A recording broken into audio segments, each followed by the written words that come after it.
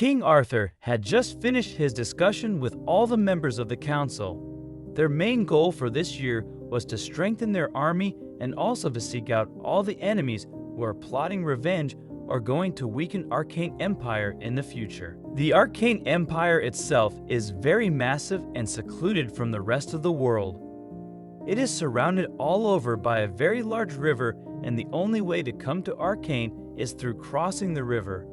There is only one path which leads to the gates of Arcane. Therefore, geographically Arcane had a huge advantage on its enemies, since the enemies had only one single route to enter Arcane, and that by crossing a very large river. Although this geographical placement is an advantage, but it also serves a very big disadvantage in certain cases. Often, in heavy rainy days, the trades are cut out since no one dares to cross the river in these thunderstorms and rainy days. Also, it is difficult to stay in constant contact with your allies and hard to know what the outside kingdoms are plotting against you. The goal for this year was to focus on skill development for all three warrior races and also to seek out new talents which can be a future potential for Arcane Empire. They also decided that all the 10 cities will have a main center for training new potential warriors who are interested and determined in joining the army of Arcane. Naru finally reached home and right after began cooking meal for both him and his father. He used to take care of the daily chores and in free time used to attend his regular educational classes. After having their evening meal, Naru excitedly told his dad that he had finally decided what he wanted to pursue as a career and wanted to become a level B warrior class archer. By aiming for this, all their money issues will be solved, and this would also increase their reputation in the city of Celestria. His father could see the determination on his son's face, so he did not want to demoralize him about how harsh the training of archer warriors are. Since there was no joining or training cost to become a warrior, and it was all funded by the kingdom, there was no risk in this at all. It was worthwhile to see if one is fit to become warrior and serve in the army of Arcane. The initial course is 3 months long, where the instructor trains all the interested trainees for their physical and mental development, and after the 3 months are over, an exam is conducted where they review the performances for each individual. Usually, the acceptance rate is around 60%, meaning of all the students taking the exam, around 60% of them pass and move on to the next stage. The remaining ones are given one final opportunity to train for another 1 month and then take the final selection exam again. The batches of students are divided into different age groups and the intensity of the exams are prepared accordingly. Once the initial exam is cleared, then the students are given the opportunity to select which warrior class they would be interested in joining. Afterwards, a very thorough course of 2 years has to be taken in the respective warrior class training, which then decides whether the trainee is fit to join the army for the great kingdom of Arcane or not. Naru, after getting the acceptance from his father, then finally decides that he would be joining the initial course in about a week's time. He also wanted to confirm with some of his friends if they were interested in doing the same with him. This way, the entire journey would be fun, and maybe him and his friends could later form their own team and help each other out for growing in this career. The very next day, Naru went to see both of his friends, Sebis and Mary. Both of them were also around the same age group as Naru, but had a relative good financial condition. Sebis' father worked in a local blacksmith house and earned a good wage, as he was one of the senior-most blacksmiths in terms of experience and quality of his service. On the other hand, Mary's father worked as a farmer and had their own farm. They harvested cotton and jute in their farm. Their family had been in the farming business for 3 generations, but it was not expected of Mary to continue doing the same. She had a free will to select her own choice of career she would like to pursue. Naru told both of them about his plans to become a warrior and join the army.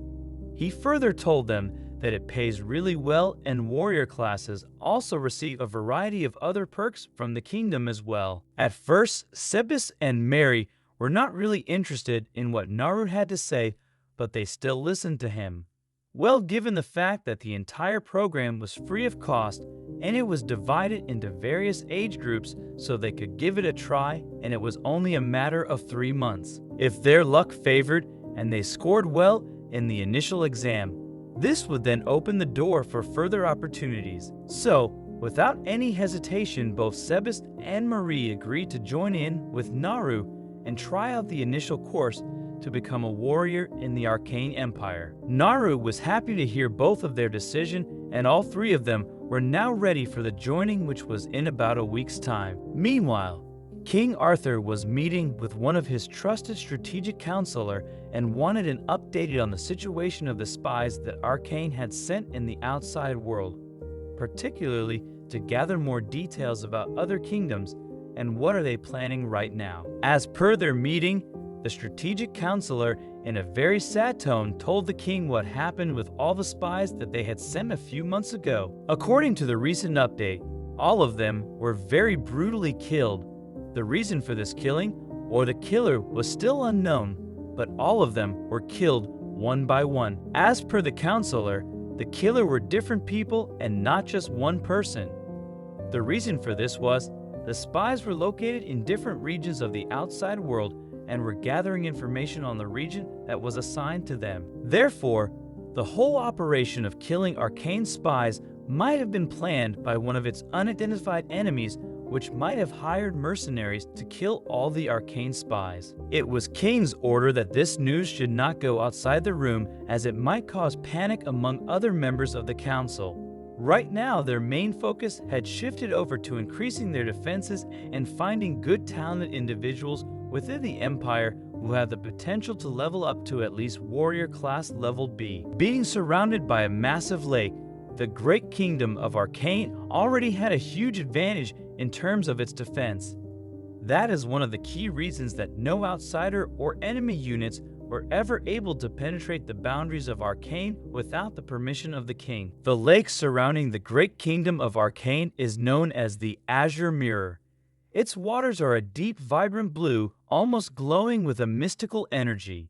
At night, the lake glows with bioluminescent algae, casting a gentle, magical light that illuminates the shores of the kingdom. The architecture of the empire is a breathtaking blend of elegance, mysticism, and functionality, reflecting the kingdom's deep connection to magic and nature. The buildings are designed not just for practical use, but also to inspire awe and wonder, utilizing both traditional craftsmanship and magical enhancements. Many buildings are adorned with runic inscriptions that serve both decorative and functional purposes.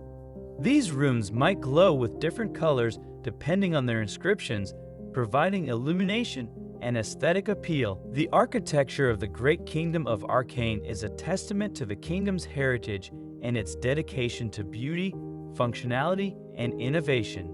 Each structure, from the grandest citadel to the humblest home, is a fusion of art and craftsmanship, creating a living environment that is as impressive as it is practical. The beauty of the empire was known to the outside world. It attracted a lot of enemies as well, simply because of jealousy. Therefore, to bolster the defenses of the great kingdom of Arcane, the king outlined a series of strategic steps and measures. The king ordered the reinforcement of city walls with additional layers of stone and metal, making them thicker and more resistant to attacks. Towers along the walls were to be equipped with newly forged ballista and catapults, providing greater range and firepower. New watchtowers and fortresses were to be constructed at key points along the kingdom's borders and within major cities. Existing fortifications were to be upgraded with reinforced gates, drawbridges, and additional battlements. The king mandated the establishment of intensive training programs for the kingdom's soldiers,